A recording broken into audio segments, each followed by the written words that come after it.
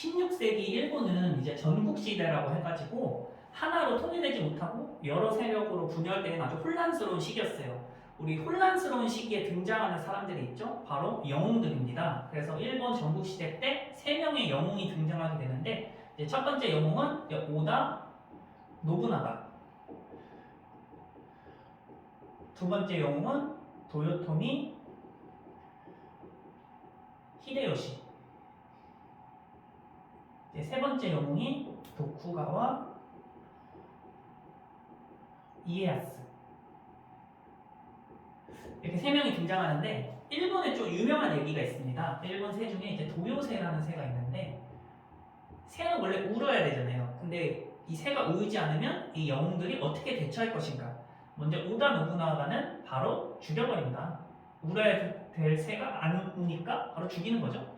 도요토미 히데요시는 울게 만든다. 어떻게? 꾀를 써가지고.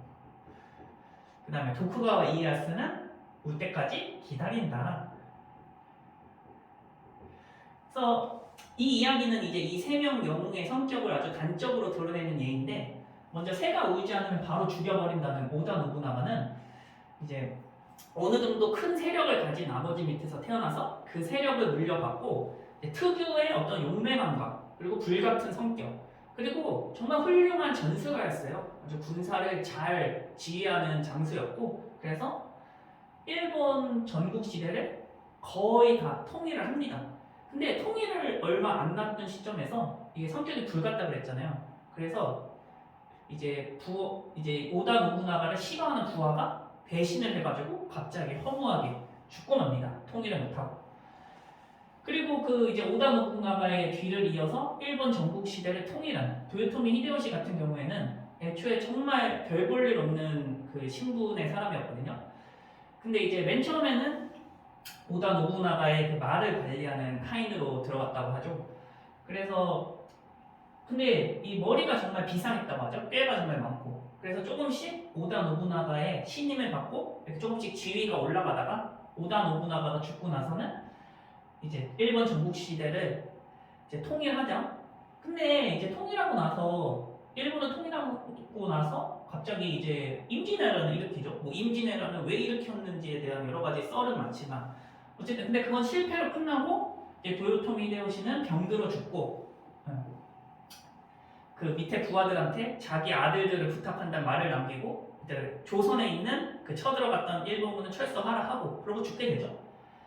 이제 새가 울 때까지 기다린다고 말하는 이 도쿠가와 이에야스 같은 경우에는 어느 정도 좀 성 하나를 가진 그 아버지 밑에서 태어났어요. 그러니까 세력이 그렇게 아주 큰 세력은 아니었죠. 아버지가 가진 세력이. 그래가지고 어렸을 때부터 정말 여기저기 막 인질로 볼모로 끌려다닌 거죠.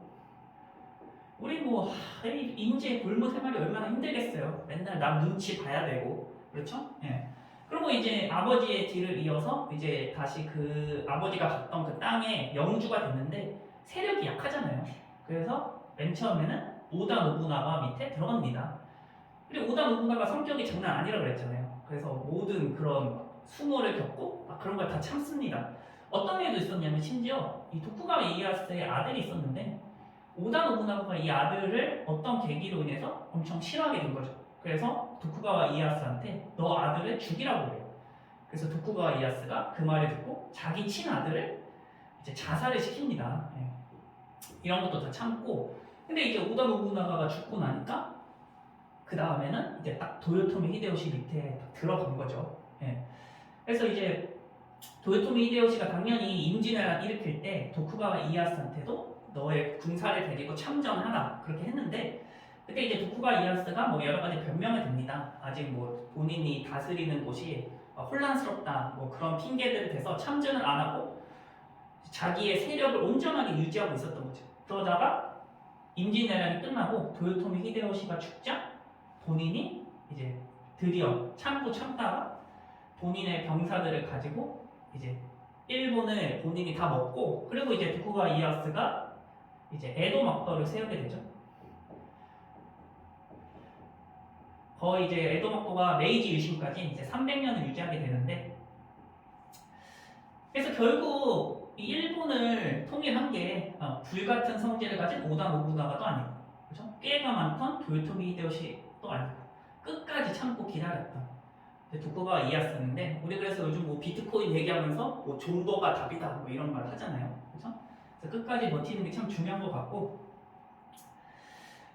근데 이제 그 우리 군주론을 쓴 사람이 이제 마키아벨리잖아요. 우리 이제 마키아벨리가 어떤 뛰어난 군주, 이제 리더가 되기 위해서는 세 가지 덕목이 필요하다고 했거든요. 첫 번째는 뭐냐? 자질. 이제 뭐 비루투라고 이렇게 하는데, 그거는 뭐 당연하죠. 뛰어난 리더가 되려면 당연히 어떠한 자질이 있어야 되고, 두 번째는 운이 있어야 된다. 근데 이제 저는 운 같은 경우에는 이제 예전에 알렉산더 대왕이 그런 말 했는데, 행운은 용기 있는 자의 편이다. 전 그거에 동의하는 편이고, 세 번째는 이제 시대적 필요성을 깨달아야 된다.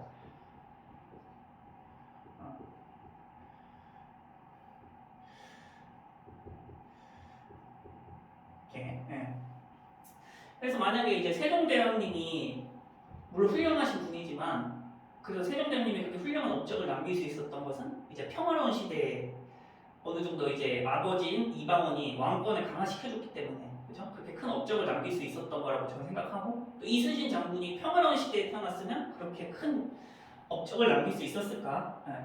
그러니까 지금 우리 같은 경우에 지금 21세기 2022년 지금 우리 시대에 필요한 거를 좀 깨달아야 되지 않나 이런 생각을 하고, 그래서 우리 그 로마인 이야기를 쓴 이제 시오노 나나미가 이런 말을 한 적이 있거든요. 인재라는 거는 이제 분수와 같아가지고, 분수 같은 경우에는 물이 많을 땐 한없이 뿜어져 나오지만 이제 물이 많으면 아예 안 나오잖아요. 그러니까 인재가 매번 이렇게 고르게 시대마다 나오는 게 아니고, 어떤 시대에 엄청 나왔다가 어떤 시대에는 안 나왔다가 그렇게 한다고 말했거든요. 본인이 이제 역사를 공부하다 보니까. 그래서 제 생각에 우리나라가 이제 6.25 전쟁 끝나고 세계에서 가장 가난한 나라 중에 하나였잖아요. 근데 이제 60년대에서 거의 한 90년 초까지는 정말 인재가 많았던 것 같아요. 진짜 막 이제 정주영 회장님 현대 세우신 막 조선소 세우고 이런 거 얘기 들어보면은 거의 뭐 무에서 유를 창조한 수준이거든요. 네.